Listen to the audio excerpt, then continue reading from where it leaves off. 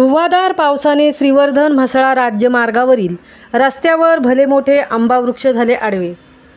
नगरपंचायत प्रशासनाने केवळ 1.5 तासात केला मार्ग मोकळा। श्रीवर्धन म्हसळा लोणेरे या राज्यमार्गावर म्हसळा पंचायत समितीच्या खालच्या मुख्य रस्त्यावर शौकत बाबासाहेब रुद्रवट यांचे घराशेजारी आज दुपारी 3 वाजण्याच्या दरम्यान आंब्याचे मोठे वृक्ष रस्त्यावर पडल्याने वाहतूक 1.5 ते 2 तास ठप्प होती।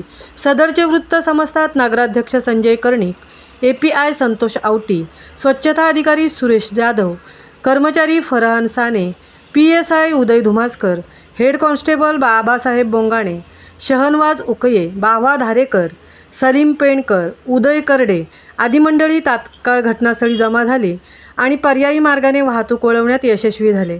सर्वांच्या समन्वयाने वाहतूक न खोळंबता 2 तासात मार्ग मोकळा करण्यात नगरपंचायत, पोलीस आणि बांधकाम विभागाला यश आल्याने नागरिकांनी कौतुक केले आहे। महामुंबईसह संजय खांबेटे, म्हसळा।